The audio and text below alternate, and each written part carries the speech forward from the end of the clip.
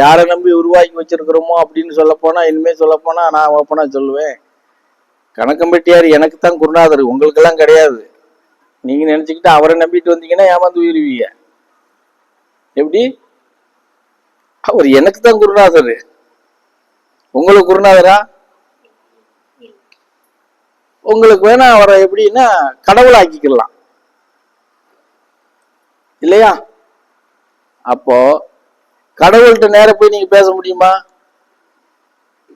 கடவுள்கிட்ட எனக்கு பிச்சை ஓடுன்னு சொல்லி வாங்க முடியுமா? அப்ப இவனை போல இந்த மாதிரி ஒரு இளிச்சவாயம் கிடைச்சாதான் நீங்க அங்க போய் ஏதாவது அது கூட நீங்க வாங்க முடியாது. இந்த பரதேசி வாங்கி உங்களுக்கு விதைக்கணும். புரிஞ்சதா? அப்ப யார நம்பணும்? யாரு நமக்கு வழிகாட்டியா இருக்கிறாங்களோ அவங்க மேலதான் நம்பிக்கையை நம்ம அதிகமா வைக்கணும். அது நஷ்டமா இருந்தாலும் சரி, லாபமா இருந்தாலும் சரி, கஷ்டமா இருந்தாலும் சரி, நம்பணும். நம்பிக்கைய முழு அளவுல வைக்கணும். கண்டிப்பா ஒரு நாள் திருவினை ஆகும் அப்படிங்கிற எண்ணத்தோட இருக்கணும். மனித வாழ்க்கையில நான் உங்களுக்கு பல முறை சொல்லியிருக்கேன், என்னதான் நம்ம தெய்வீக வழிபாட்டு இறைவன் பாதத்தை இப்படி கெட்டியா புடிச்சுக்கிட்டு இருந்தாலும் சரி, விடமாட்டேன் நான் வலிக்கிட்டு அப்படின்னு சொல்லி புடிச்சுக்கிட்டு இருந்தாலும் சரி, சரியா, ஒரு நாள் கை வலிக்குன்னு சொல்லி விட்டுருவோம். எல்லா நேரமும் ஒரே மாதிரி பிடிச்சிருக்க முடியாதுல்ல, கை வலிக்கும்ல. என்னடா ஒத்த கையனால வலிக்குன்னு விட்டுட்டோம்னா போச்சா? அது மாதிரி வாழ்க்கையில ஏத்தம் இறக்கம் கட்டாயமா உண்டு. ஒரு பள்ளம்னு ஒண்ணு இருந்தால் ஒரு மேடு உண்டு, ஒரு மேடுன்னு ஒண்ணு நமக்கு இருந்தா ஒரு பள்ளம் இருக்கும்.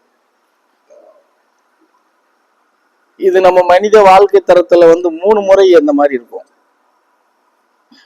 எப்படி? இந்த மேடு பள்ளம் இருக்கு இல்லையா, வாழ்க்கையில 3 முறை உண்டு. ஒரே மாதிரி மேட்லயே போக மாட்டோம், பள்ளத்துல இறங்கியே ஆகணும். என்ன சில கர்மாக்கள், சில துரதிருஷ்டவசமான முன்னோர்கள் நல்ல காரியம் பண்ணி வச்சுட்டு அப்படியே அது இந்த கோழி அடகாத்தது மாதிரி வச்சுட்டு அடகாக்க வச்சுட்டு போயிறாங்க பத்தியா. அதனால சில நேரங்கள்ல பள்ளத்துல இறங்கிட்டோம்னு வச்சுக்கைய, ஏற முடியாம உள்ளேயே குப்பரையே விழுந்துருவோம். யதார்த்தமான பள்ளம்ங்கிறது இறங்கி அப்படியே தத்தி புத்தி ஏறிடுவோம். ஆனா இந்த முன்னோர்கள் பண்ணுன இந்த நல்ல காரியம் இருக்காரு, அடக்காத்துக்கிட்டு இருக்குவாரு, அது என்ன செய்யும், நம்ம பள்ளத்துல இறங்கின உடனே டப்புன்னு போட்டு நம்மளை அமுத்தி அப்படியே உட்கார வச்சுக்கிறோம், எந்திக்க விடாம. புரியுதா? அதுல இருந்து எந்திக்கிறதுக்குள்ள நமக்கு பாதி நாள் கழிஞ்சு போயிடும். அதுக்குள்ள அதுல எழுப்புறதுக்கு எவனாவது ஒருத்தர் என்னைய மாதிரி ஒரு முட்டாள் கிடைச்சா தானே எழுப்பிவிட முடியும். கிடைக்கலன்னா அங்கன உட்காந்துக்கிட்டே தானே இருக்க முடியும். புரிஞ்சதா நான் சொல்றது? அது ஆனா மாற்றம் இருக்குமா, திருப்பங்கள் இருக்குமானா கண்டிப்பா உண்டு, இல்லைங்கிறதெல்லாம் கிடையாது. நீண்ட நாள் கஷ்டப்படணும், நீண்ட நாள் கஷ்டப்பட்டு பிற அதுல இருந்து எதுவாவது ஒரு செஞ்சு பிற நம்ம எதிர்த்து உக்காந்து நிமிந்து ஏறி வர்றதுக்குள்ள உடல் ரீதியான பலங்கள் குறைஞ்சிடும், உழைக்கிற தன்மை நமக்கு மாறி போயிடும், ஏதோ உப்புக்கு சப்பா இருக்கக்கூடிய சூழ்நிலை வந்துடும். புரிஞ்சதா நான் சொல்றது? இந்த இறக்கம் நம்ம வாழ்க்கையில இளமையிலையும் வரலாம், சிறுமையிலையும் வரலாம், சின்ன குழந்தையிலையும் வரலாம், நடுநிலையிலையும் வரலாம், முதுமையிலையும் வரலாம். இந்த ஏத்த இறக்கம்ங்கிறது ஏத்த எப்போ வந்தாலும் பிரச்சனை இல்லை, சரியா? இறக்கம் வருதுன்னு வச்சுக்கோ, முதுமையில வந்துட்டா ஒண்ணுமே பண்ண முடியாது. நடுநிலையில வந்தா கூட உருண்டு புரண்டு எதிர்ச்சிடலாம். சிறு வயதுல வந்தாலும் அது பெருசா நமக்கு தெரியாது, என்னமோ அங்கன விழுந்து இங்கன விழுந்து முட்டில காயமாக்கிறோம், அங்கன விழுந்தா இங்கன விழுந்தோம்னு எதிர்த்து வந்துருவோம். 65 வயசுக்கு மேல வந்துட்டா ஒன்றும் பண்ண முடியாது, ஒண்ணுமே பண்ண முடியாது. அதனாலதான் என்ன மாதிரி முட்டாள்கள் நாங்க என்ன போதிக்கிறோம், ஒரு நடுநிலையா இருக்கும் போதே நம்மளுக்கான உழைப்புல இருக்கக்கூடிய யாரு, நமக்காக உழைப்புல இருக்கக்கூடியவங்க யாரு, நம்மளை படைச்ச இறைவன் தான், மனுஷன் கிடையாது. நீங்க நினைச்சுக்கிட்டு இருக்கிறீங்க பொண்ணா இருந்தா என் வீட்டுக்காரரு, என் பிள்ளைங்க, என் சொந்தக்காரங்க எங்களுக்காக, கிடையவே கிடையாது. எல்லாரும் அவரவர் சுயநிலத்துக்காக மாத்திரம்தான் பயணம் பண்ணுவாங்க மனிதர்களா இருக்கிறவங்க.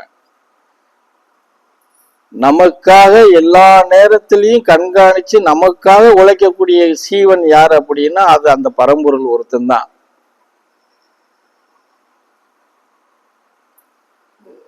அப்ப நம்மளுடைய கஷ்டம் நஷ்டம் சூழ்நிலைகளை யாருக்கிட்ட சொல்லி முறையிடணும், இறைவன்கிட்ட தான் முறையிடணும். சரி, இறைவன்கிட்ட முறையிட்டா நமக்கு சரியா போயிரும்னு நினைக்கிறோம். அதுக்காக எல்லா நேரமும் முறையிட்டா மாறுமா? மாறாது. அதுக்குன்னு நேரங்கள் இருக்கு. அந்த நேரத்தை கரெக்டா பயன்படுத்தி அந்த நேரத்துக்குள்ள அவங்களை தேடி பிடிக்கும் போதுதான் நம்ம இருக்கிற கூக்குரலுக்கு அவங்க காதுகளை கேட்கும்.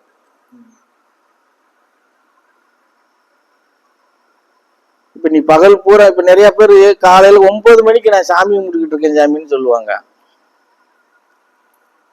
9 மணிக்கு என்ன துதி பாடுறான்னு யாருக்கு போய் சேரும்? நீ ஒரு ஏதோ ஒரு உனக்கு பிடிச்ச தெய்வத்தினுடைய நாமத்தை பாடுறன்னு வச்சுக்கோ, உன்னை சுத்தி இருக்கிறவங்க எல்லாரும் 1008 ஓசைகள் எழுப்பிக்கிட்டு இருப்பாங்க இல்லையா, ஏதோ ஒரு இதை பேர். அப்ப இது அங்க போய் சேருமா? சேராது. நம்ம நினைச்சுக்கிட்டு இருப்போம்னா 9 மணில இருந்து 10 மணி வரைக்கும் உட்காந்து அது முருகனை கூப்பிடுறியா இதை குத்துறியா மூச்சு விடாம மந்திரம் சொல்லிக்கிட்டு இருக்கோம். நம்ம சொல்லிக்கிட்டு இருப்போம். நீ சொல்ற மந்திரம் உன் பக்கத்து வீட்டுக்காரனுக்கே ஒழுங்கா கேட்காது. ஏன்னா எதிர்த்து வீட்டுக்காரங்க சத்தம் போட்டுக்கிட்டு இருப்பான்ல.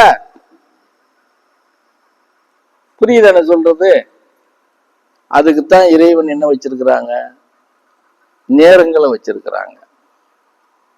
ஒரு குடும்ப நலனுக்காக பிரார்த்தனை பண்ணி எங்கிட்ட நீ வர வாங்கணும்னா இந்த நேரத்துல இருந்து இந்த நேரத்து வரைக்கும் என்னோட நீ பயணம் பண்ணு.